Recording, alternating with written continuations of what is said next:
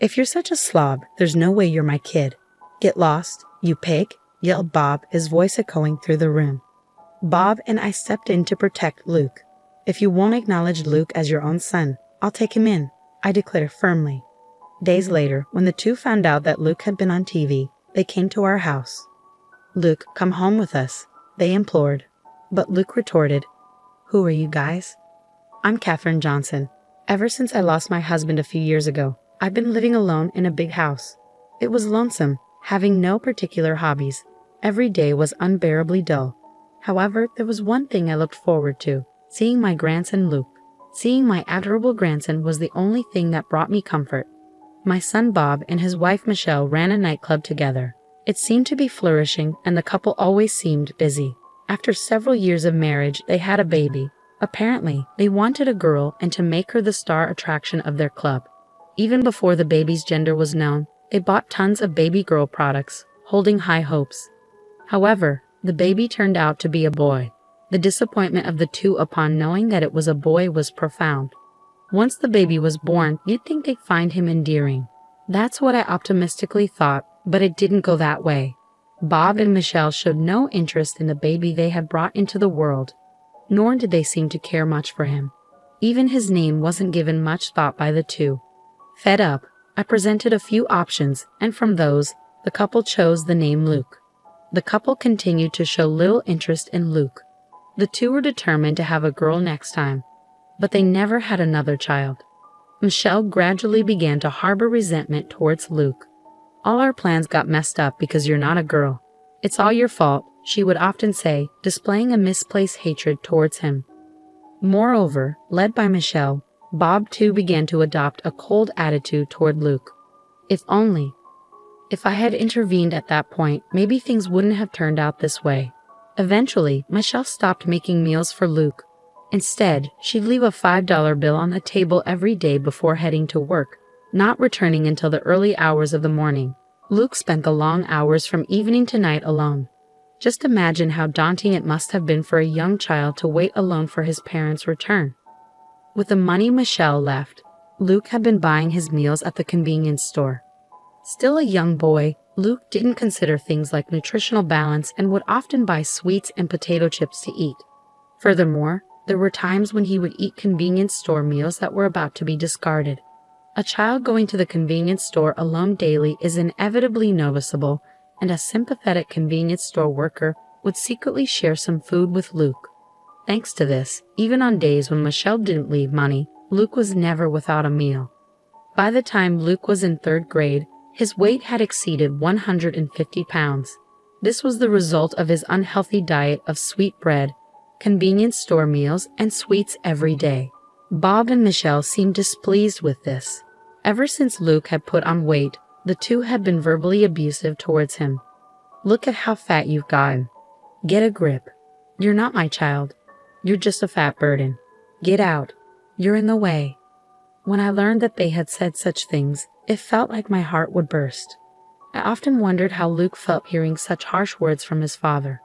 Worried about him, I occasionally visited their house to check on him. From Bob and Michelle's tone, I had a hunch they were starting to resent Luke. I visited their home to confirm that they weren't doing anything terrible to him. One day, sadly, my fears came true. "There's no way a fat slob like you could be my child. Get lost, you pig." Bob's voice boomed as soon as I opened the door. Rushing towards the noise, I found Luke lying on the floor, his hand on his cheek, indicating Bob had hit him. "Bob, what are you doing?" I rushed over to Luke, pulling him towards me to shield him from Bob's rage. As I looked at Luke, he gazed back at me with a vacant expression, his eyes reflecting surrender. I regretted seeing such a young boy wear such a defeated look. Bob seemed unaware of my arrival, his eyes wide as if they were about to pop out. "Do you understand what you're saying? Luke is genuinely your child," I yelled at Bob. Though Bob is my son, I couldn't comprehend his actions. Even if Luke wasn't the daughter he had hoped for, I couldn't believe the treatment he was giving to his own innocent son. "If you don't acknowledge Luke as your child, I'll take him in," I declared firmly. Both Luke and Bob were taken aback by my sudden words. From there, the conversation moved rapidly, with Bob and Michelle seizing the opportunity to rid themselves of their problem. They eagerly accepted my proposal. Thanks, Mom. Now I can concentrate on my business, right, Michelle? Bob said, relieved. Yes, thank you so much, Michelle added gratefully. On that day, a decision was made that changed the course of Luke's life. I took Luke in, the two of them said, their smiles the brightest I'd ever seen. Yet that smile made me sad. It made me realize how little they cared about Luke. I had been observing, thinking it would be best for Luke to be with his real parents, but I strongly regretted not taking him in earlier. On the hour-long way back to my house, Luke said, I'm sorry. I'll grow up fast and move out. What on earth was he saying? When I asked him, Luke replied with a stoic expression, You regret taking me in on a whim, don't you? You looked angry all along. I look angry. Luke nodded sadly. No, I regret not doing this sooner. I should have let go of my notion sooner that you must be happier to be with your real parents. Are you annoyed with me? Luke looked at me with anxious eyes. I tightly hugged him. No way.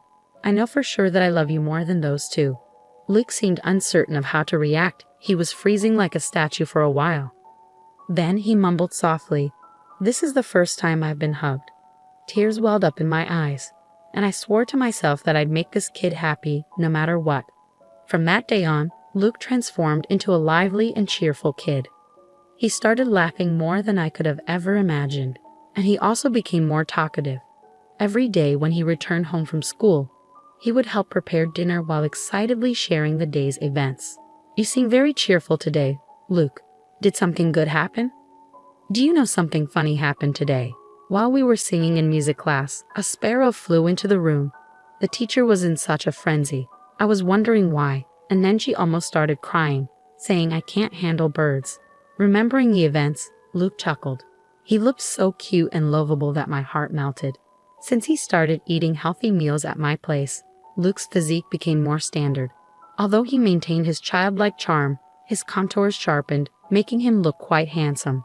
He shyly told me that the girls at school started talking to him more.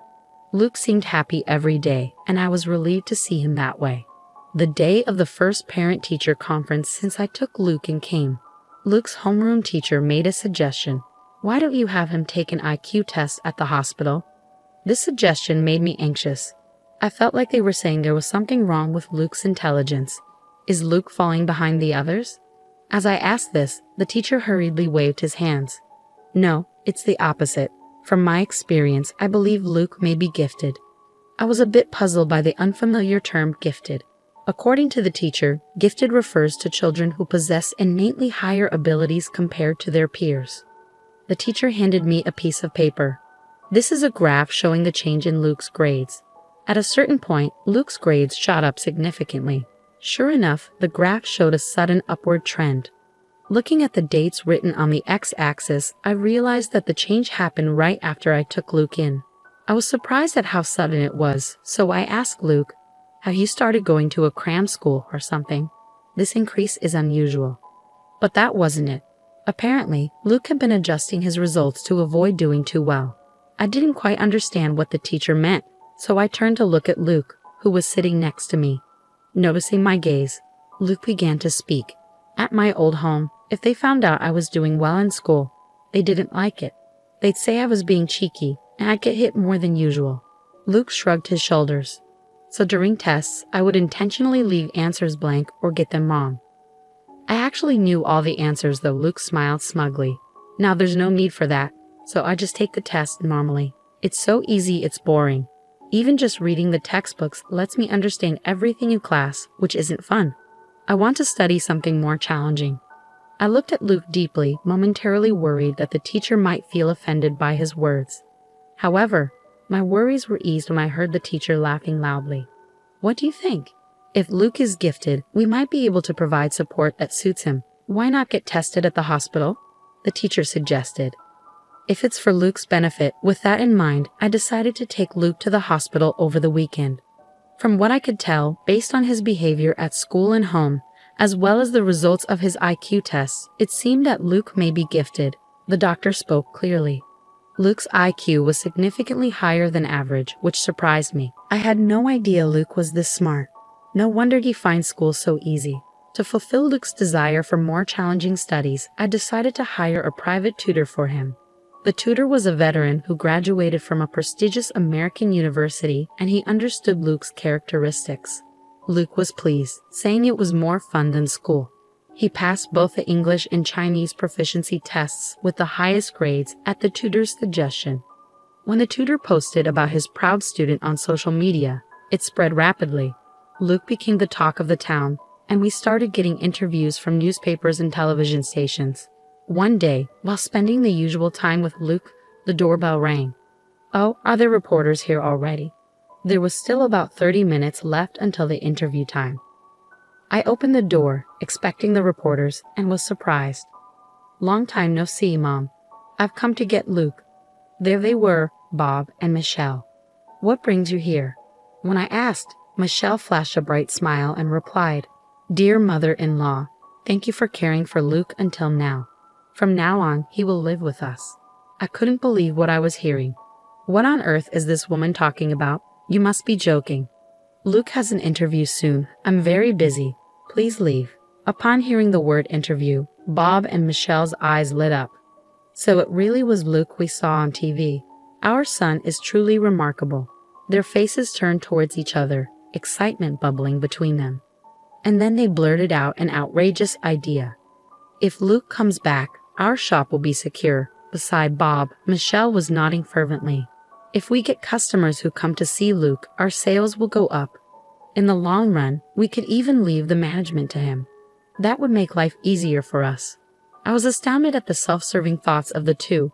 After claiming that Luke isn't their child, they show up to take him back when they realize how talented he is. A child is Luke, not a possession of his parents. Don't you understand? I had reached the limit of my patience. Just as I was gearing up to give them a piece of my mind, Luke appeared behind me. Seeing Luke, Bob and Michelle broke into smiles.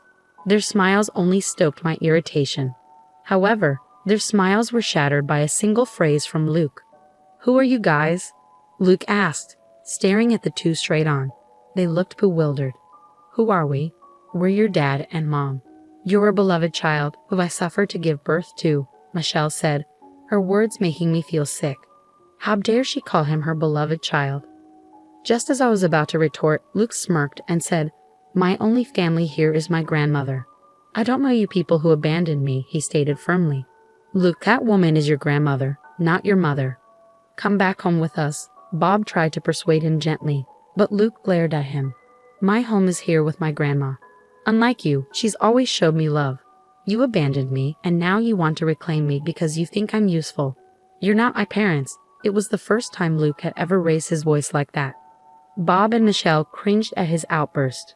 Bob, visibly irritated, tried to grab Luke's arm. Just as I was about to intervene, a voice called out from behind Bob. "Is what he said true? Did you abandon him?" Journalists began to gather around, their faces solemn. They had come to interview Luke. It was already the time of our appointment with them. Reporters surrounded Bob and Michelle, circling them and firing off questions. Later, this interview was broadcast on television with a sensational title, "The Sad Past of a Genius Boy, Confronting the Parents Who Abandoned Him." The impact was immense. The couple was lambasted on social media, and their business received numerous angry calls. How could you abandon him just because he wasn't a girl?